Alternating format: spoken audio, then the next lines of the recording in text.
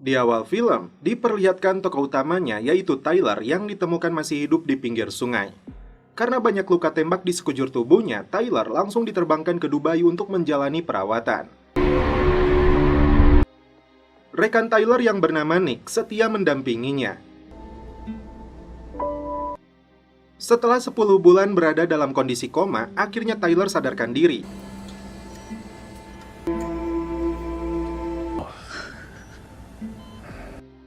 Dan melalui serangkaian latihan untuk pemulihannya. That's about all I could do. Scene berpindah ke Georgia. Pria ini adalah ketua gangster Nagazi bernama Zurab. Dia terkejut saat mendapati informasi dari rekannya bahwa adik Zurab yang bernama David hukuman penjaranya diperpanjang 10 tahun. Scene berpindah ke penjara Teka Ciri alias Teka Tingali. Inilah sosok David yang sedang menyaksikan pertarungan bebas antara gangster di dalam penjara. Bukan gangster biasa, ternyata gubernur di wilayahnya memberi hormat kepada Zurab. Oh yeah. Dia terpaksa menandatangani perpanjangan hukuman David karena membunuh seorang agen DEA Amerika. Karena Zurab murka, dia dieksekusi mati gubernur ini dan para pengawalnya.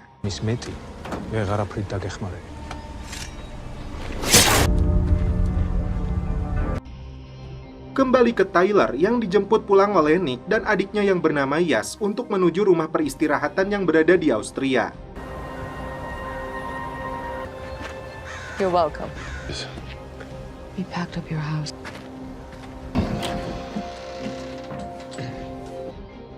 Di rumah ini, Tyler menghabiskan waktunya dengan anjing kesayangannya.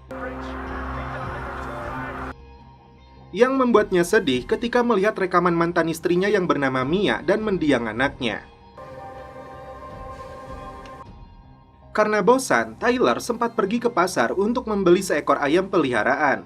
David yang terpaksa menjalani tambahan hukuman membawa istri yang bernama Ketevan dan dua anaknya yang bernama Sandro dan Nina untuk tinggal juga di penjara ini. Tapi Ketevan mulai bosan, apalagi dia tidak ingin putranya Sandro menjadi anggota gangster Nagazi seperti David.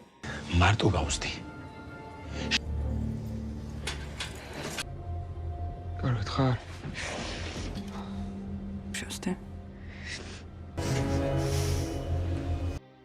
Saat pulang ke rumahnya, seorang pria kulit hitam datang diutus oleh mantan istri Tyler untuk memberinya sebuah pekerjaan. Hop in your car and fuck off. Ternyata, Ketevan itu adalah adiknya Mia. No, but her sister is. What's she called up? Pria ini menjelaskan tentang sosok Zurab dan gangster Nagazi yang menjalankan bisnis persenjataan dan narkoba yang bernilai miliaran dolar. An escape to Armenia, Georgia. They were folk heroes on a heroin and weapons operation. Tyler mendapat tugas untuk membebaskan Ketevan dan kedua anaknya dari penjara itu. Masalah besarnya yang bisa timbul di dalam penjara itu, ada dua kelompok gangster yang bermusuhan yang bisa membuat misi Tyler makin sulit. Tyler kemudian menghubungi Nick dan Yas untuk minta bantuan. Nick, I'm a bit of a legend now. Let's find out. Karena pekerjaan ini, agenda Tyler untuk pensiun gagal, dan saat itu juga dia mulai berlatih untuk mengembalikan kondisi fisiknya. Singkat cerita, di malam hari, dengan bantuan petugas penjara, Tyler dan timnya diam-diam menyusup ke dalam penjara Teka Ciri mengikuti petunjuk yang sudah dibuat oleh petugas itu.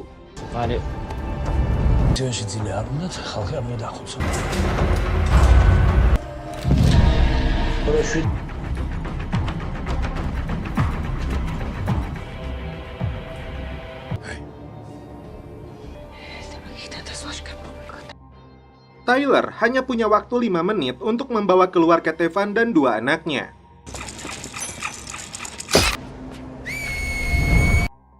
Situasi penjara yang sebelumnya hening berubah jadi sangat bising.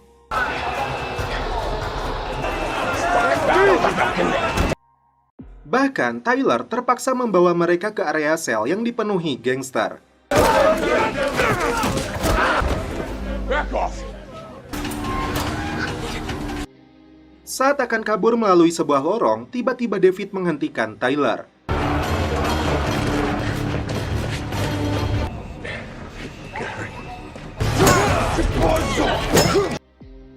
duel pun terjadi.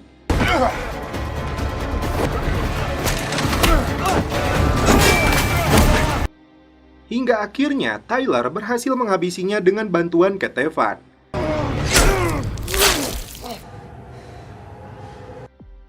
Nick lebih dulu mengamankan anak-anaknya Ketavan.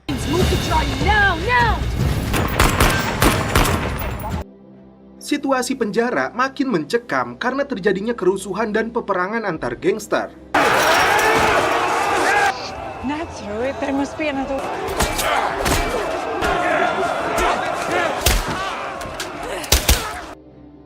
Namun, ribuan gangster ini terlalu beringas.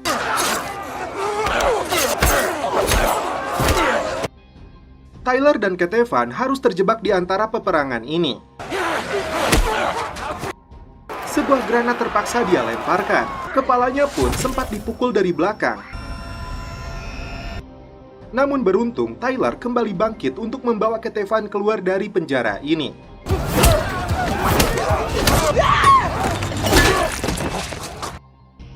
Akhirnya, Nick dan Yas kembali datang untuk menjemputnya.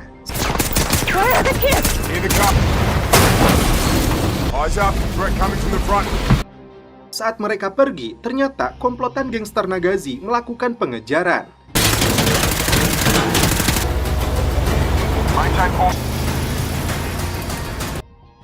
Tak hanya mobil, tapi pasukan bermotor diturunkan untuk menghabisi Tyler dan timnya.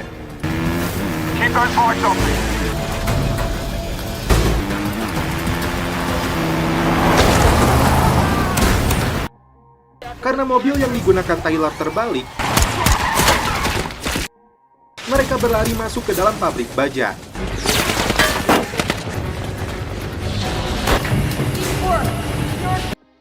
Beruntung, di lokasi ini ada pasukan sekutu yang membantu. Perjalanan dilanjutkan menggunakan kereta di tengah gempuran musuh yang masih berlangsung. Tak main-main, Tyler mengambil senjata otomatis dengan ribuan amunisinya untuk menghalau sebuah helikopter musuh.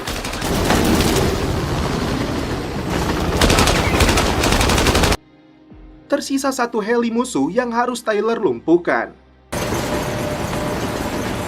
Nick sendiri terpaksa harus turun tangan untuk menghabisi musuh yang masuk ke dalam kereta.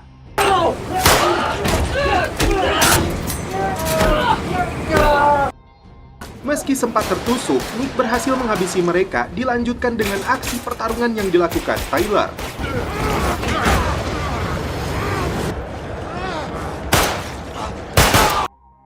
Tak berhenti di situ, helikopter itu kembali menyerang sebelum Tyler menjatuhkannya. Get down!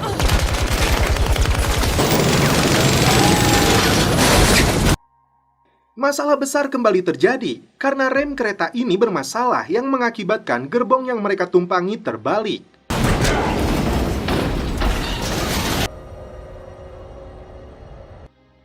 Zurab dan komplotannya berkumpul untuk merencanakan balas dendam atas kematian David.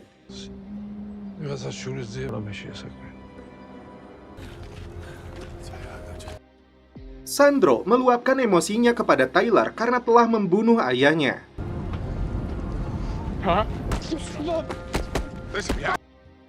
Dia tidak punya pilihan karena David akan membunuh ibunya Sandro.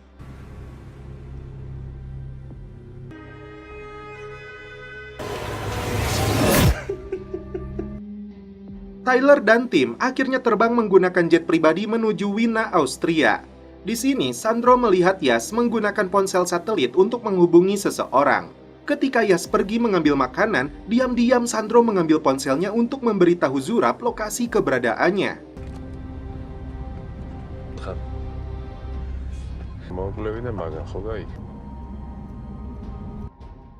Singkat cerita, Ketavan dan dua anaknya ditempatkan di sebuah apartemen. Nick terkejut saat tahu orang yang mereka selamatkan adalah adik iparnya Tyler. Setelah mengetahui lokasinya, Zurab menurunkan seluruh pasukannya untuk membalas dendam kematian David.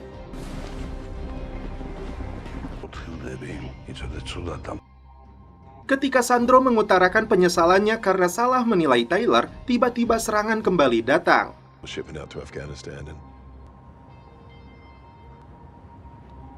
Look.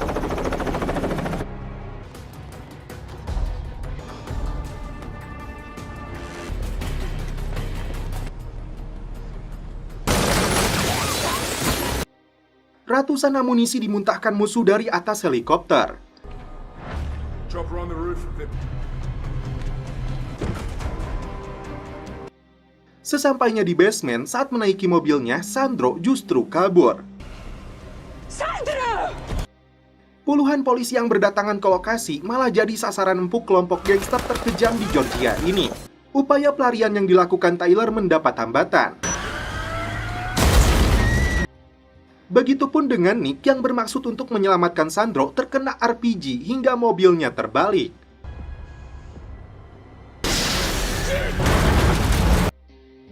Yas pun segera membantunya. Sandro yang terintimidasi memilih untuk bersama Zurab daripada ibunya sendiri.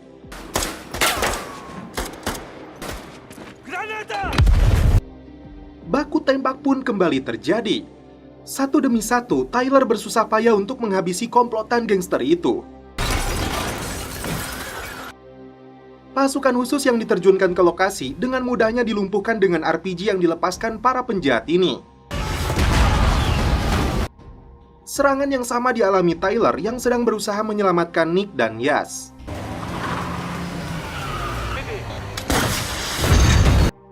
Sebuah helikopter dari pasukan khusus berhasil dijatuhkan oleh Zurab dengan mortirnya.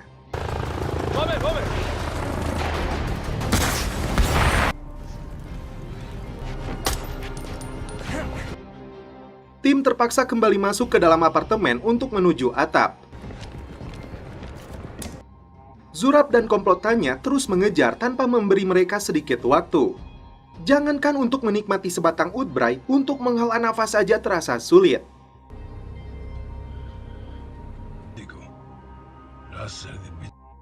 Nick dan adiknya yang lebih dulu tiba di atap langsung disambut dengan muntahan timah panas.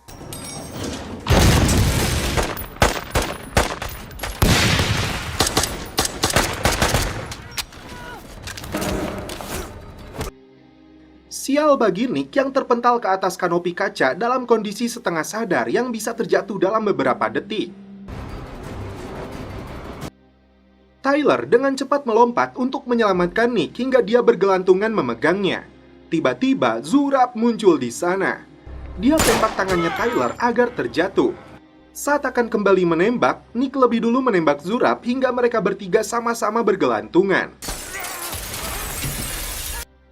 Tyler langsung melempar Nick ke dalam ruangan. Nick segera menyelamatkan Ketevan dan putrinya yang hampir dibunuh. Sementara itu, Tyler dan Zurab terlibat duel maut di atas kanopi kaca hingga si Zurab pun terjatuh. Namun ternyata dia kembali bangkit untuk mengejar Tyler dan timnya. Saat akan menaiki helikopter, Yas ditembak dari belakang oleh Zurab. Namun karena luka tembaknya sangat parah, akhirnya Yas meninggal dunia. Sebagai kakaknya, Nick langsung menangis histeris.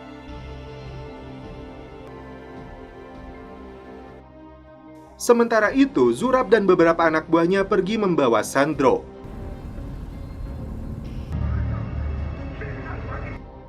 Sebagai bentuk rasa kasih sayangnya, di sebuah lokasi tersembunyi, Nick membersihkan tubuh adiknya.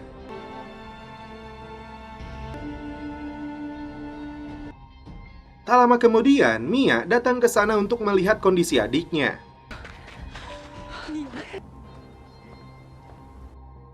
Zurab kesal dengan ocehan rekannya yang tidak setuju dengan apa yang dia lakukan ini hingga seluruh negeri memburunya. Akhirnya, dia menembak mati temannya ini.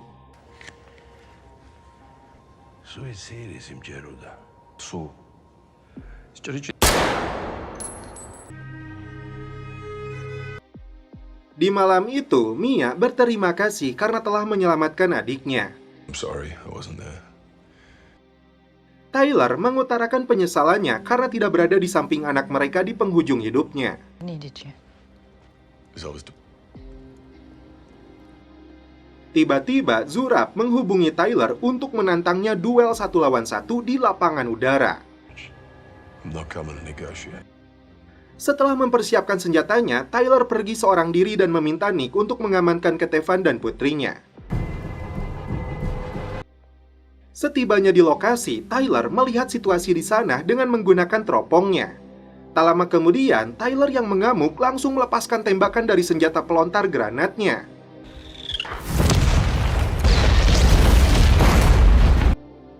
Dia menghabisi satu persatu anak buah Zurab.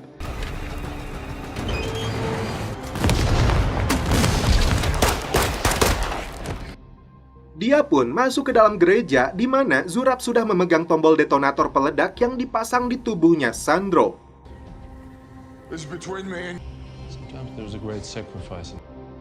Di sini, Sandro bahkan disuruh menembak Tyler.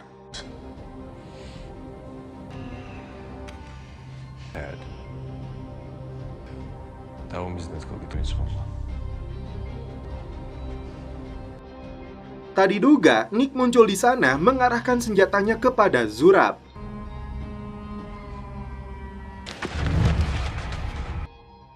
Tiba-tiba, keduanya saling melepaskan tembakan.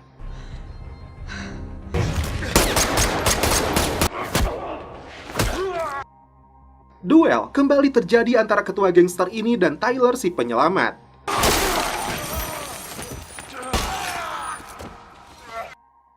Kondisi Nick sendiri sekarat karena peluru yang bersarang di tubuhnya. Akhirnya, Tyler menikam Zurab beberapa kali dan terakhir menembak kepalanya hingga tewas.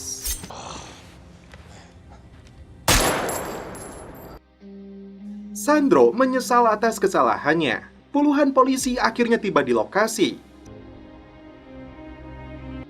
Singkat cerita, Nick berhasil lolos dari maut, tapi dia dan Tyler dijebloskan ke dalam penjara. Kemudian, Mia datang ke penjara untuk mengunjungi Tyler. Di sini, Tyler meneteskan air matanya ketika Mia mengatakan di penghujung hidupnya anak mereka bangga karena mempunyai ayah sepertinya.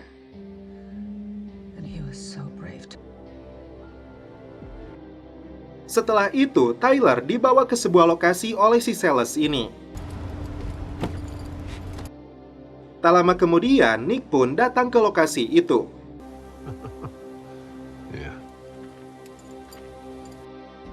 Dia mengatakan atasannya ingin bertemu dengan Tyler karena ada pekerjaan lain menunggu mereka. Dan setelah itu, film pun berakhir. Oke guys, terima kasih yang sudah menonton sampai akhir. Salam percelopotan duniawi. Keep enjoy.